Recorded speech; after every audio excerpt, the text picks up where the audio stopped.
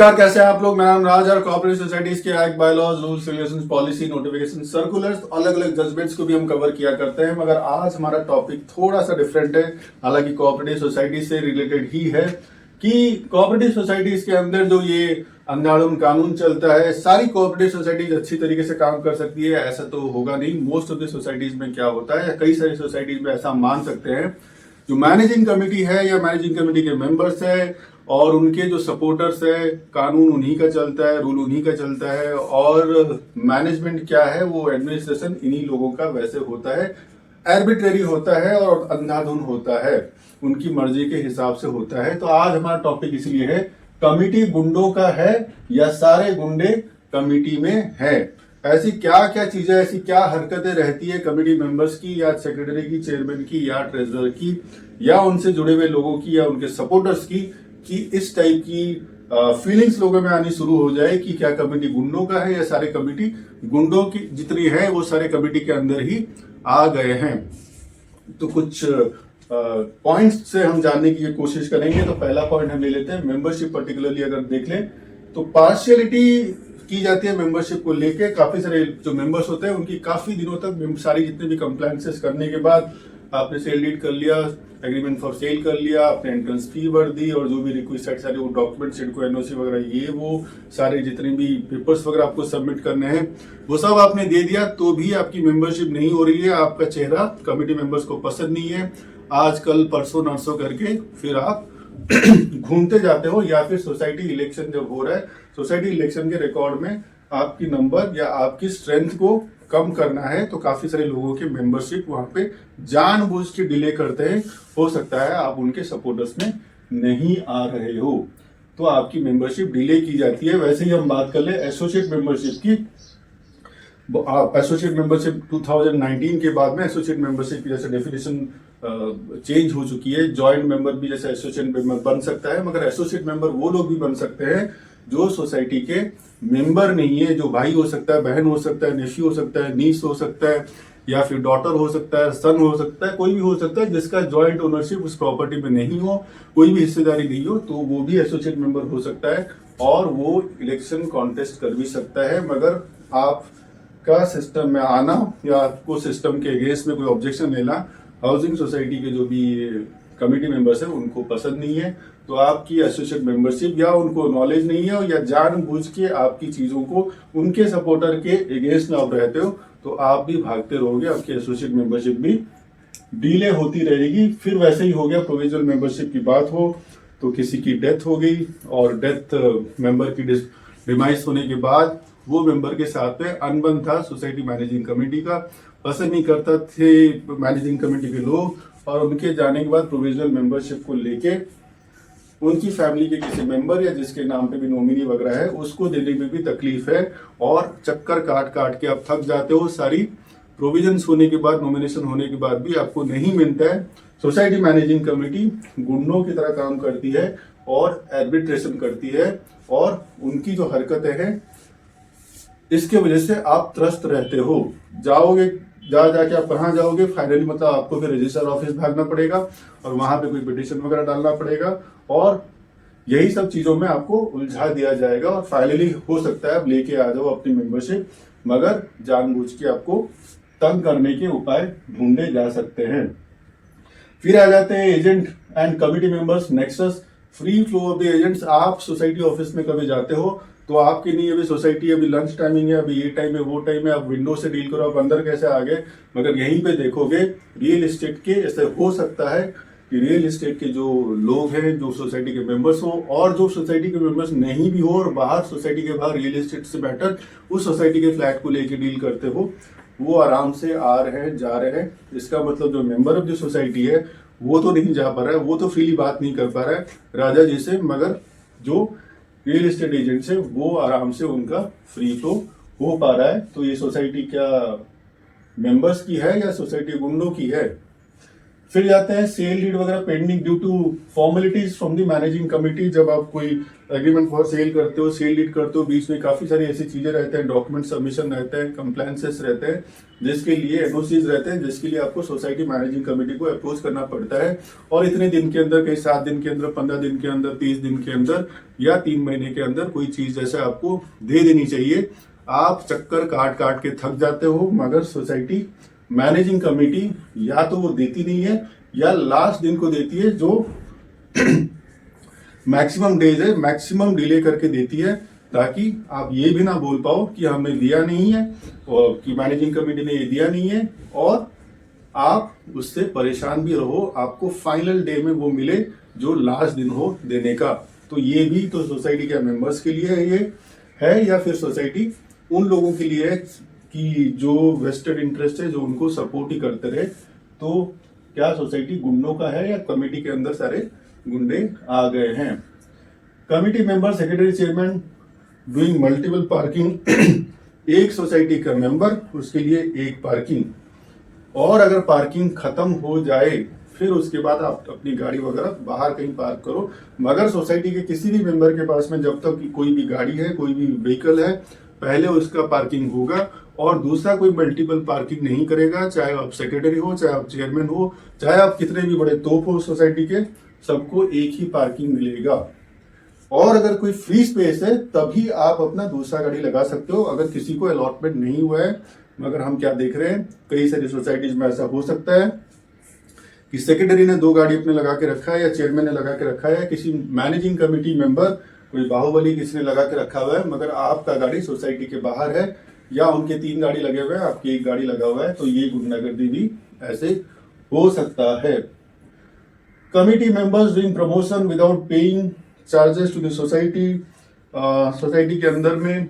काफी सारे टाइम में ऐसे होता है कि आप बोर्ड्स वगैरह लगाते हो, प्रमोशंस वगैरह करते हो। कई जगह में ऐसा होता है कि हैप्पी बर्थडे की विशेस करते हो, कोई त्योहार का विशेस करते, उसके लिए प्रमोशन करते हो तो उसका एडवर्टाइजमेंट का कोई बोर्ड वगैरह लगाते हो। बाकी कोई मेंबर लगा रहा है तो आप उससे रिजोल्यूशन वगैरह, चलो हमने पास किया हुआ है, आप 3,000 रुपए दे दो, 5,000 रुपए दे दो, अपना बोर्ड लगा दो, कमेटी को फंड आएगा। बट जब आप खुद लगा रहे हो, कमेटी मेंबर खुद लगा रहा है, सेक्रेटरी लगा रहा है, चेयरमैन लगा रहा है,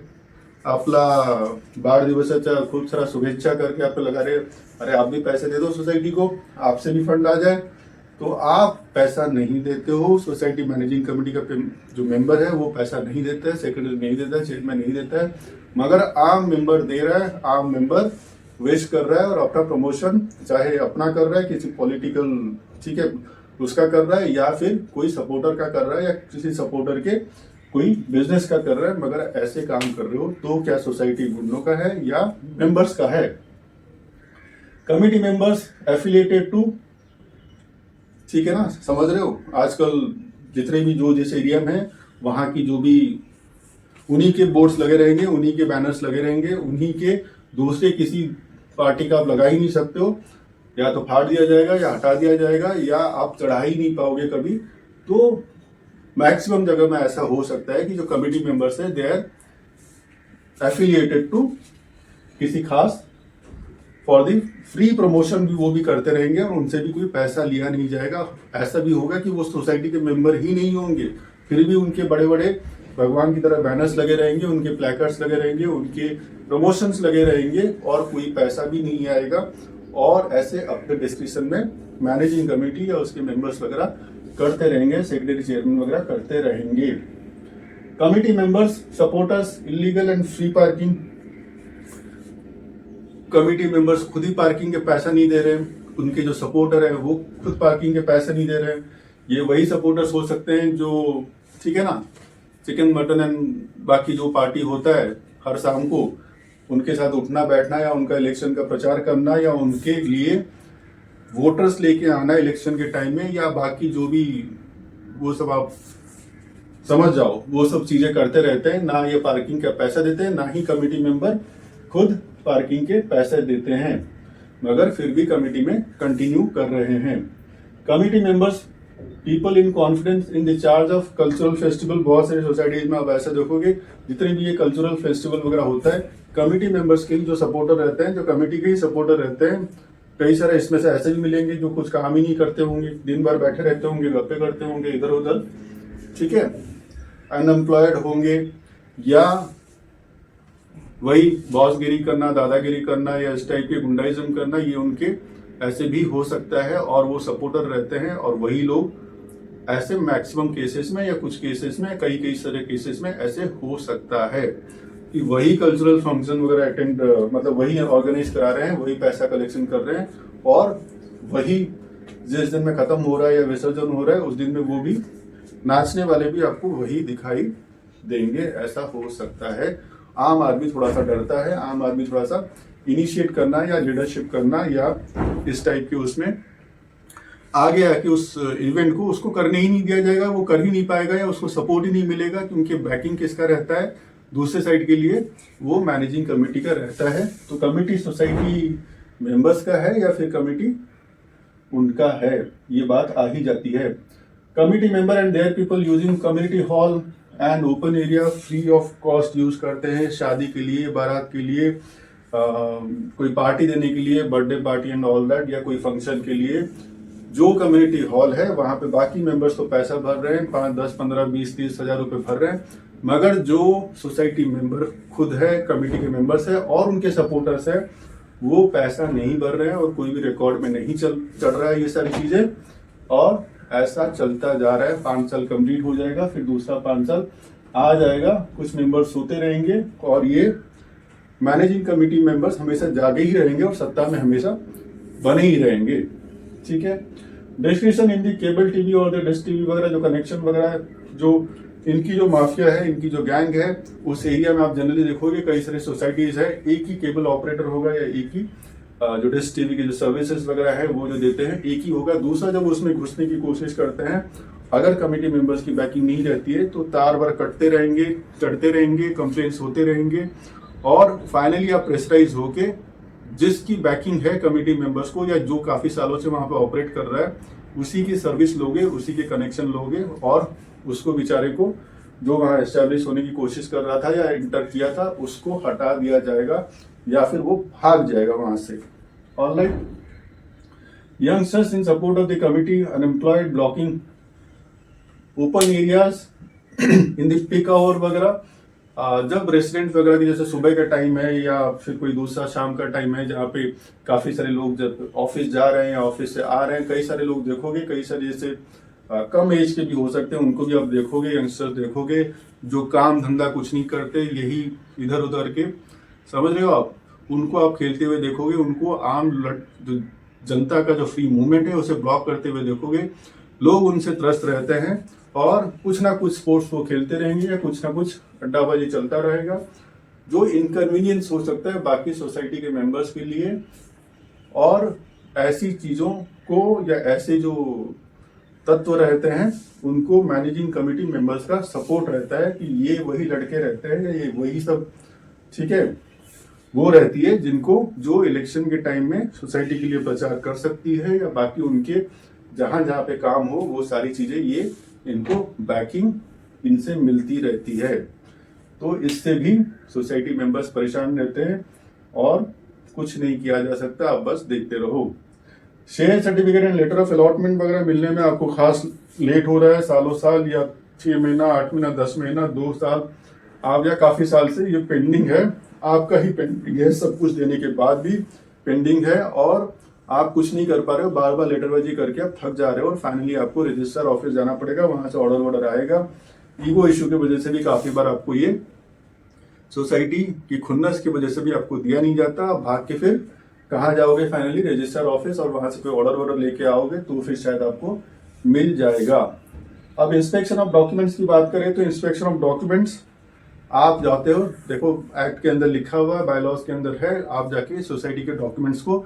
which is related to you, which is related to the balance sheet, which is related to the profit and loss account या which is related to any जैसे I register, J register या आपके जितने भी correspondence है वो सारी चीजें आप देख सकते हो या बायलॉज की कॉपी भी देख सकते हो। मगर जब आप जाते हो तो आपको मना कर दिया जाता है, आपको घुमाया जाता है, अभी तभी या नहीं करके आप सफर करते हो। तो ऐसा नहीं कर सकते हैं। मगर काफी सारे जो सोसाइटी जो मेंबर्स हैं वो कभी एक्ट खोल के देखती नहीं है, बायलॉज खोल के देते नहीं है, या उनकी हिम्मत नहीं होती है कि मैनेजिंग कमेटी को लेके खड़ा करा दिया जाए रजिस्टर ऑफिस। और उनको ये भी नहीं मालूम होता है कि अगर मैनेजिंग कमेटी ऐसा करे या उसका कोई मेंबर ऐसा करे तो उसको उखाड़ के फेंका भी जा सकता है, उनको डिसमिस भी कराया जा सकता है, उनका डिसमिसल भी हो सकता है। एक्टिव मेंबर्स है, नॉन एक्टिव मेंबर्स की बात करें, ऐसे बहुत सारे मेंबर्स हैं जो जिनको सोसाइटी से कोई लेना देना नहीं, सोसाइटी में घर खरीद लिया, फ्लैट खरीद के उसे भाड़े में चढ़ा दिया और उनका नंबर वगैरह उनकी सारी चीज जो है एजेंट्स के पास ही रहती है और वो एजेंट डायरेक्टली कनेक्टेड रहता है सोसाइटी मैनेजिंग कमेटी के साथ और on behalf of all those owners इनके सारे चीज डायरेक्टली मैनेजिंग कमेटी के साथ में ये कॉरेस्पॉन्डेंस करते हैं। और ये जो है ये 5 साल में एक बार एटलीस्ट दिखाई देना चाहिए किसी भी जनरल बॉडी मीटिंग के अंदर, चाहे वो स्पेशल जनरल बॉडी मीटिंग हो या एनुअल जनरल बॉडी मीटिंग हो, ये नहीं दिखाई देते हैं। सालों साल नहीं आने के बाद भी सोसाइटी मैनेजिंग कमेटी, क्योंकि ये डायरेक्टली कनेक्टेड है एजेंट्स के साथ, इनको नॉन एक्टिव मेंबर डिक्लेयर नहीं करती है। और नॉन एक्टिव मेंबर एक बार 5 साल में बनने के बाद आपको इंटीमेशन किया जाएगा, उसके बाद आपका सोसाइटी मेंबरशिप से एक्सपल्सन भी हो सकता है। ऐसा प्रोविजन है जो कि सोसाइटी मैनेजिंग कमेटी नहीं करती है। उनको अपनी वोट बैंक की तरह, उनको अपने सपोर्टर की तरह और उनसे जो बैक्ड है रियल एस्टेट वाले, उनको उसके लिए यूज करती है। नॉन ऑक्यूपेंसी चार्जेस खुद सोसाइटी के जो मेंबर हैं, ठीक है, मैनेजिंग कमेटी के मेंबर्स हैं, उन्होंने अपना घर भाड़े पे चढ़ाया हुआ है, उनसे अगर 2-4 मल्टीपल उनके घर है, किसी घर को उन्होंने भाड़े पे चढ़ाया और उसके नॉन ऑक्यूपेंसी चार्जेस ये नहीं भर सकते। 10% ऑफ द मेंटेनेंस चार्जेस जो भी है ये नहीं भरते हैं, जबकि बाकी सोसाइटी के सारे मेंबर्स भरते हैं। किसी ने कंप्लेन किया तो भी करता रहे, कुछ फर्क उनको पड़ता नहीं है। तो ये भी क्या ये गुंडाइज्म का निशानी है? क्या ऐसा एग्जाम्पल सेट करना सही है? Non payment of the non occupancy charges हमने डिस्कस कर लिया by the members and supporters, जो उनको सपोर्ट करते हैं वो भी नहीं करते हैं। कर लो, आप कितना कंप्लेन करना है कर लो, कुछ नहीं होता है। Expulsion of the members who try to raise voice against the managing committee and their work. कई सारे जो लोग थोड़ा पढ़ते लिखते हैं, थोड़ा सा जिनको नॉलेज है बायलॉज एक्ट एंड रूल्स के, या वो दूसरों को सजग करने की कोशिश करते हैं, दूसरों को ज्ञान देने की कोशिश करते हैं और चीजों को रेज करते हैं जहां जहां पे मैनेजिंग कमेटी गलत है, वहां पे ये कुछ ना कुछ रेजोल्यूशन पास करके इकड़म तिकड़म करके अलग अलग चीजों में उसे फांसने की कोशिश करते हैं और फाइनली कुछ ऐसा लेके आ जाते हैं कि इसको सोसाइटी से निकाल दो। ये ऑब्जेक्शन लेता है, ये हमारे काम में रोड़ा डालता है और इसको किसी ना किसी चीज में फंसा के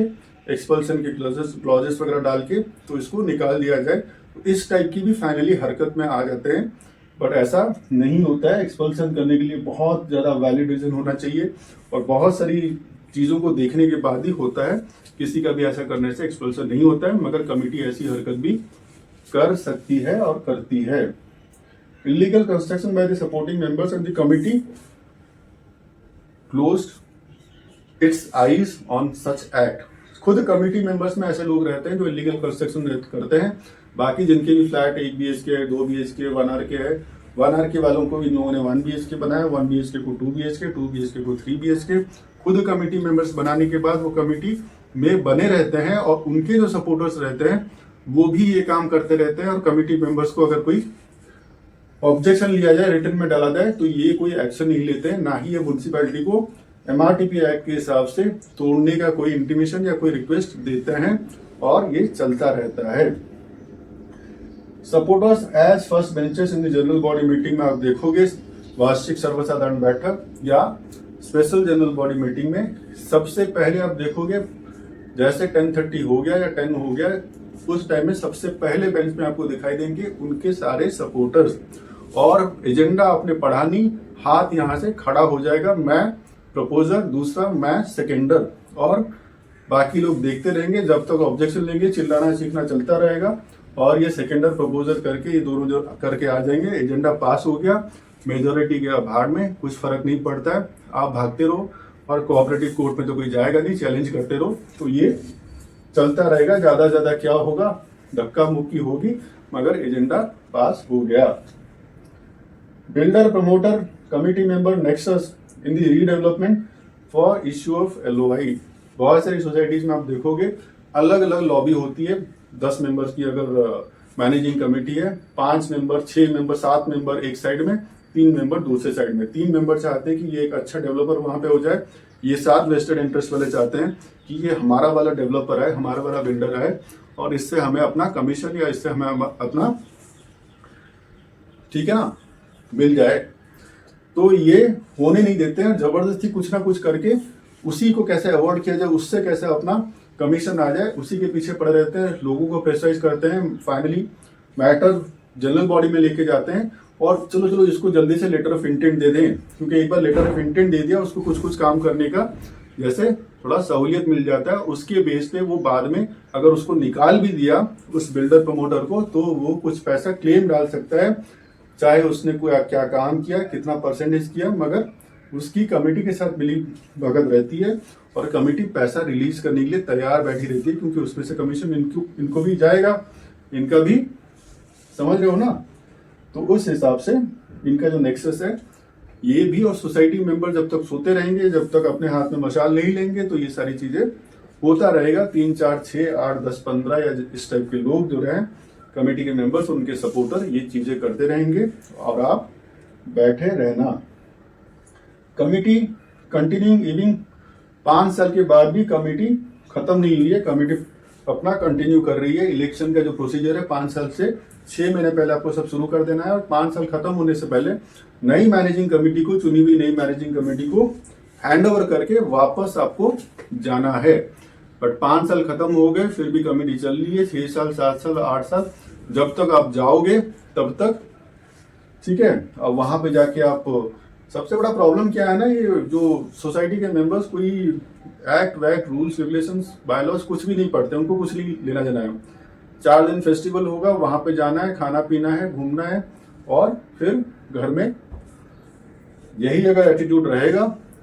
तो फिर हो गया। पैसा आपका है, आप हर महीने कंट्रीब्यूट करो, और आपके पैसे पे कोई और बैठा हुआ है जो ट्रस्ट में हो भी सकता है, जो ट्रस्ट में नहीं भी, ब्रीच ऑफ ट्रस्ट करने के लिए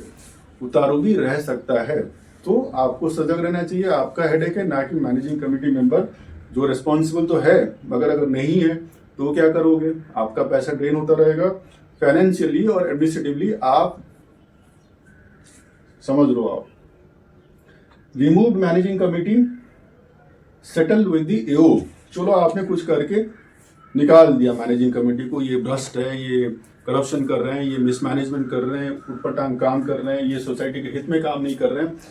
कोई गया, कोई सदस्य मेंबर जाके पिटीशन वगैरह डाला और उसने किसी एक्ट और बायलॉज के प्रोविजन के बेस पे या रूल के प्रोविजन के बेस पे डिसमिस करा दिया मैनेजिंग कमेटी को, किसी मेंबर या पूरी की पूरी मैनेजिंग कमेटी। और उसके बाद ऑथराइज्ड ऑफिसर आ गया और पता चला वो ऑथराइज्ड ऑफिसर उन्हीं का है जो मैनेजिंग कमेटी को आपने डिसमिस किया था, दोनों हैंड इन ग्लोव्स है, और इन्हीं का पहले से ही सेटल था। और जैसे वो आता है, जैसे जैसे मैनेजिंग कमेटी बोलता रहेगा, वैसे वैसे ऑथराइज्ड ऑफिसर करता रहेगा, इनको सारे सपोर्ट भी मिलते रहेंगे, और पैसे का कुछ परसेंटेज भी इनको जा सकता है। Committee not conducting general body even after 1/5 of the science of the members of the society. कोई मुद्दा है जानबूझ के प्रॉमिस किया हुआ इलेक्शन से पहले, या वो सोसाइटी में बहुत प्रोमिनेंट है, बहुत इंपॉर्टेंट है, मैनेजिंग कमेटी के मेंबर्स उसे लेके ही नहीं जा रहे हैं, जानने के बाद भी हो सकता है किसी पार्टी का वहां पे, ठीक है, इंटरेस्ट है और उस मुद्दे को ब्लॉक करके रखा हुआ है, ऊपर से उनको ऑर्डर है, और फिर वो मैटर ये कुछ भी कर लो, मैनेजिंग कमेटी उसे जनरल बॉडी में लेके नहीं जाती है, ताकि उनके अगेंस्ट में नहीं जाए, या जिनकी ब्लेसिंग से उनको मना किया गया है वो उनके अगेंस्ट में नहीं जाए। फाइनली जब एसडीएम के लिए 1/5 ऑफ द मेंबर्स की सिग्नेचर हो जाती है, तो भी ऐसे मैटर्स को कंपलसरी है आपको एजेंडा में लेके आपको general body, special general body conduct करना है, तो भी ये नहीं करते हैं। ऐसे केसेस में मैनेजिंग कमेटी को उड़ाया जा सकता है। अनफेयर इलेक्शन यूज ऑफ, ठीक है, टू विदड्रॉ द कैंडिडेचर, गुंडों को लगा के फाइनली आपने सब करके देख लिया। जनरली काफी सारे केसेस में क्या होता है, नॉमिनेशन के बेस में ही इलेक्शन का खत्म हो जाता है, और मान लेते हैं 10 कुर्सी है, 10 पोस्ट है, 10 मैनेजिंग कमेटी मेंबर्स की वैकेंसी है, 17 लोगों ने डाला, 7 लोगों को कॉम्प्रोमाइज करा दिया, अरे ऐसे क्यों खड़े हो रहे, हम लोग साथ में मिलके रहेंगे, ऐसे करेंगे वैसे करेंगे, ठीक है ना, हम साथ खड़े हो जाते हैं, तुम 3 खड़े हो जाओ, और ऐसा करके 10 करके खत्म करते हैं ना, 4 को बिठा दो, ये वो करके, और पता चला वो 4 जो बैठे हैं वो अच्छे लोग थे और 7 जो ये आ गए हैं ये बदमाश लोग हैं या वेस्टेड इंटरेस्ट लोग हैं, ऐसे करके होने नहीं देते हैं। 10 के 10 मेंबर्स आ गए और फिर उसके बाद मेजोरिटी जिस नेचर की होगी उस नेचर का काम होते रहेंगे और सब कुछ कॉम्प्रोमाइज हो जाएगा 5 साल के लिए। और ये करने के बाद भी कॉम्प्रोमाइज कराने की कोशिश करते हैं और इधर वाले जो हैं ये मान नहीं रहे हैं। फिर उसके बाद क्या है, आपके कैंडिडेचर भरने में और कैंडिडेचर विड्रॉ करने के टाइम में जो भी 10-15 दिन का ये टाइमिंग रहता है, अब इसको यूटिलाइज किया जाएगा, डेली डेली इन्फ्लुएंस किया जाएगा, अरे विड्रॉ कर ले, पहले प्यार से बोला जाएगा, फिर उसके बाद बाहुबल का यूज किया जाएगा या हाथ पकड़ के बिठाया जाएगा या अलग अलग तरीके से धमका के बुझा के सप्रेस करके गुंडों को भी लगाया जा सकता है और उसे कैंडिडेचर से विड्रॉ किया जा सकता है। तो ये हमने बहुत ही कुछ हमने डिस्कस करने की कोशिश की, बहुत लंबी लिस्ट है मगर सिर्फ आज हमने इतना ही डिस्कस किया। जाग जाओ, सोसाइटी आपकी है, फंड आपका है, जो भी एडमिनिस्ट्रेटिव डिसीजंस होंगे, जो भी फाइनेंशियल डिसीजंस होंगे आपको ही अफेक्ट करने वाला है, कंट्रीब्यूशन आपका ही है। और अगर आप मैनेजिंग कमेटी में आने के लिए डर रहे हो तो क्या मतलब है फिर फंड देने का, या ऐसे लोगों को आप वहां पे बिठा रहे हो जो आपके लिए अच्छा सोचते ही नहीं है या जो कमीशन बेसिस पे काम करते हैं, जिनका मंशा ये नहीं है कि आपकी भलाई करें या पैसे खा के आपकी भलाई करें। ठीक है, तो ऐसे ही कोऑपरेटिव सोसाइटीज के एक्ट, बायलॉज, रूल्स, रेगुलेशंस, अलग अलग छोटी छोटी बातों को जानने के लिए आप साथ में जुड़े रहिए। आप सबका बहुत सारा धन्यवाद।